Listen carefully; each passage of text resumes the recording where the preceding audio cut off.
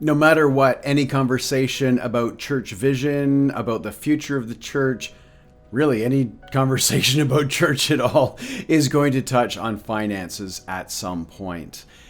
So I want to spend a little bit of time and talk about your givings, the way you talk about givings, perhaps some of the awkward conversations that are just getting avoided, and maybe some places that there's money available that you haven't thought to look for, or maybe you don't know how to ask. Hi, my name is Greg Simpson, and I'm the minister at St. Andrew's United Church in downtown Chatham, Ontario. And this session, we're going to talk a bit about giving. Now, if you've been around church for any length of time whatsoever, you probably know a thing or two about the most common way that people give. Some churches pass around a basket and money is put in. Some people will give online, or some people will sign up for something like a pre-authorized remittance or some sort of monthly thing that gets drawn out of their bank account automatically. Those all talk about the same piece. That's the idea of tithing, a regular giving. And that is an important part. And in fact, those regular givings can be part of how we budget and how we plan for our cash flow. And of course, if you learned a thing or two about church givings, you also realize that they have some ebbs and flows through the year. There are certain times of year when there's more money available. There are other times of year where there's less money available. But of course, the costs almost never line up with that. And so we're always doing this balancing. When we as a church are running out of money, or maybe there's some big project that we want to work on, or some new ministry or mission that we want to dive into, we kind of start by saying, so we've got these people who give, can we ask them to give more? And that's a legitimate starting place. But my worry is that you stop there, that's actually all of your conversation. Have people who give, get them to give more.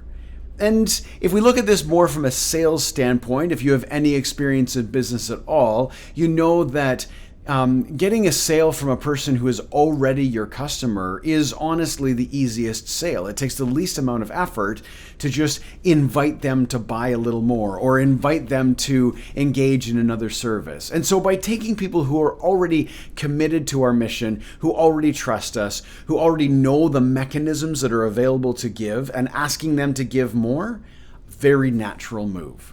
And that's a good thing. There are also some tricky parts of that too, because sometimes if you ask people who are giving regularly to now give to some other mission or some big project, maybe they're going to give a little bit less on a monthly or a weekly basis so that they can give more over here, because they're working from a space of only so much discretionary giving, and so they've got to balance it for themselves too.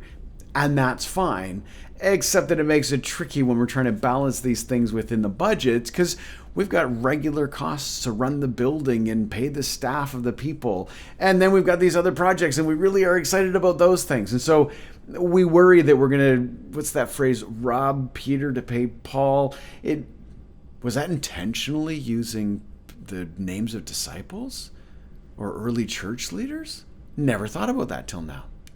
We get into these circumstances, and unfortunately, sometimes we stop talking about it right about here. Because we can't ask for this because we'll lose that, or we got to do this balancing act and people feel like we're always asking. But what about the people who aren't giving? And it's hard to take somebody who is not already part of your church and say, hey, you outsider, do you mind popping by and putting some money on the plate so that our pastor can eat tonight? That's a pretty complicated thing. Or you who have nothing to do with our church building, do you mind adding money to our online donations page so that we can pay the electricity bill? That's a complicated thing. And of course, nobody's going to spend much time in doing that because you're probably not going to have much success.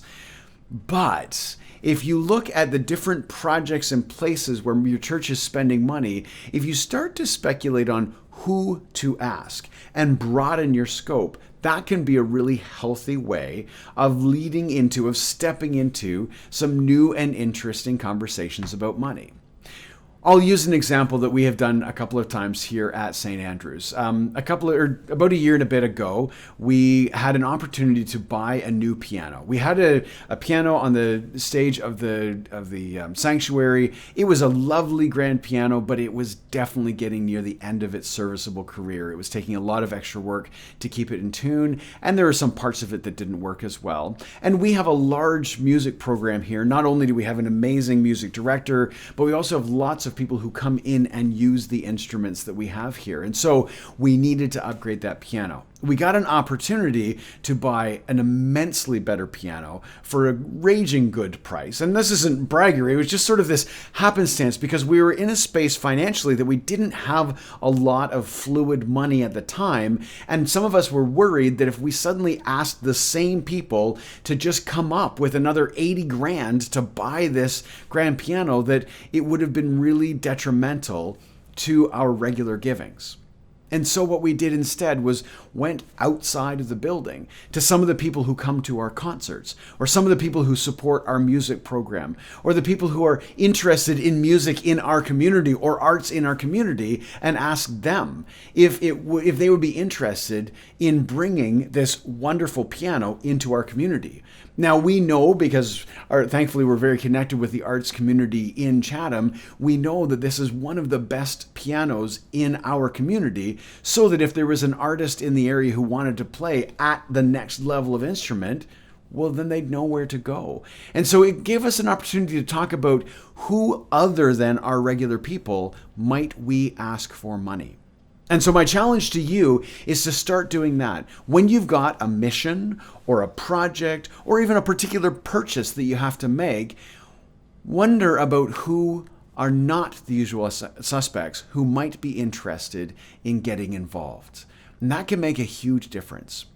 And now the last point that I want to make is a whole different place where money comes from. And we all know that it happens, but we very seldom talk about it, and we even less often ask for it. And that's legacy giving. The idea of somebody leaving money to the church after their death.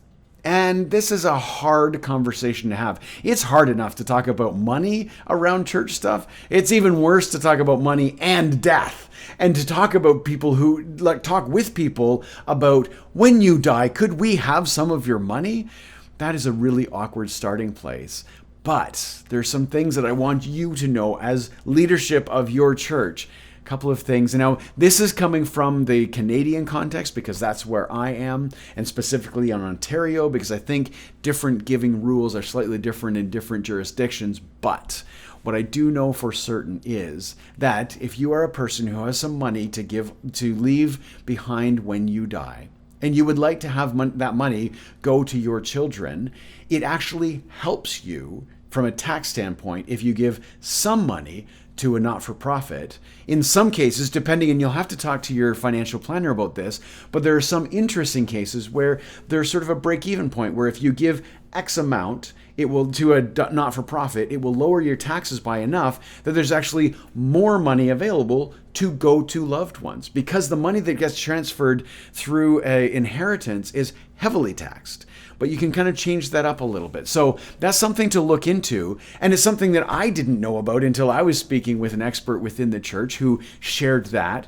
And it's really interesting to bring that up to people who are doing some legacy planning. You have people in your church who are no longer young people, who know that at some point they will die, and there's a good chance that there will be some money left over. And so if you have that healthy conversation, more as a way to help them know what is available and what's possible to them, that can be a great starting place. Something you might do is reach out to a financial planner. Maybe you've got somebody in your congregation who knows more about the rules within your jurisdiction, or maybe you can connect with somebody in your community and host an event or talk to them and get to know what details are available. The other part to recognize is look around your church and look at how many things in your church have a plaque on them or have a name on them, or how many things you know are dedicated to a particular person because they left money. Maybe not when they died, or maybe it was left in memorial of somebody else who has died. All of those things are in your church because somebody left money on behalf of somebody else. Or maybe you've got programs, thinking about things like choir scholar programs, that somebody left a chunk of money that has residual that keep that going. All of those things came because of legacy giving. And yet we as churches are nervous to ask for that or nervous to talk about that. But we realize there's so many things that wouldn't exist if it weren't the case.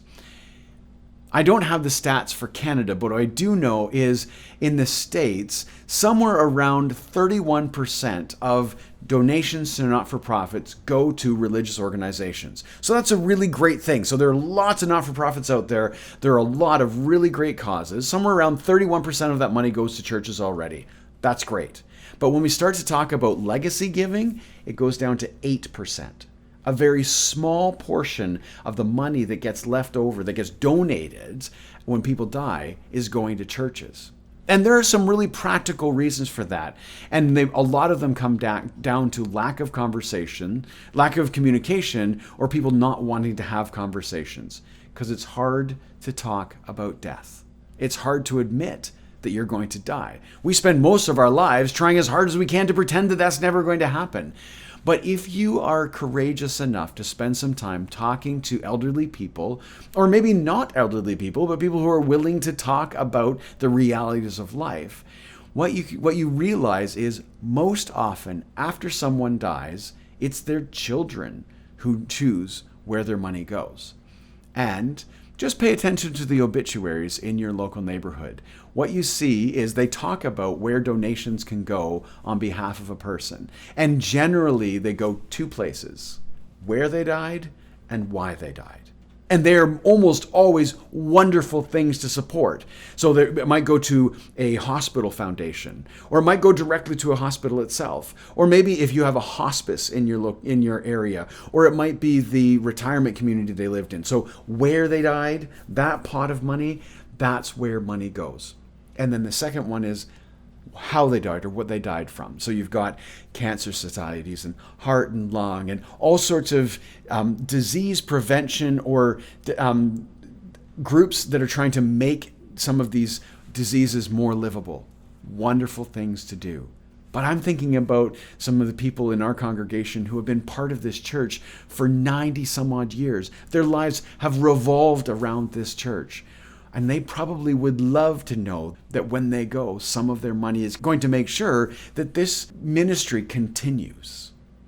If you start to have conversations with members of your congregation about that, you can actually be creative about creating ways for their money to make sure that things continue. Imagine if you've got somebody who is very, very involved in the choir, loves music, has been part of church music for their entire lives. They already know what hymns they want sung at their funeral.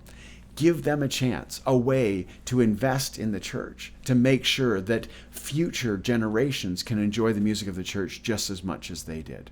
Or maybe there's a particular ministry, that outreach that happened in a underfunded school district in your community, and that person who was always the one who stood up on Sunday morning and talked about that ministry. Can you imagine if you helped them or talked to them and helped them converse with their family to set the rules in their wills to make sure that there are things being funded that way? And maybe it needs to come through the church to continue to support that particular ministry.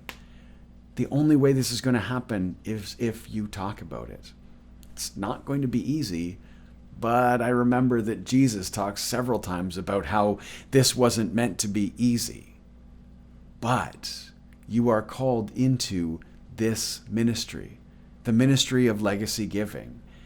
And truthfully, if you think about the financial stresses and struggles that you as a community of faith deal with, some of them could look very different if you bothered to have these conversations. Friends, I offer you all of the courage, all of the strength, all of the wisdom that there is, and I pray that the Spirit would share all of those wisdoms with you so that you can step bravely into the idea of legacy giving, of finding new places in your communities to ask for money. I'm going to give you a little bit of homework.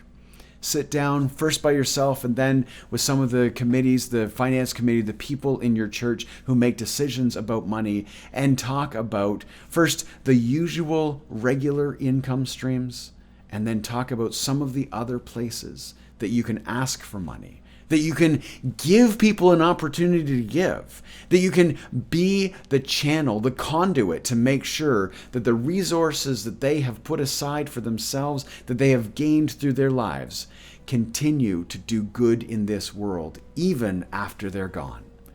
What a beautiful ministry that can and will be as the Spirit leads you deeper into it. Thanks so much for joining me today. I love you all. See you soon.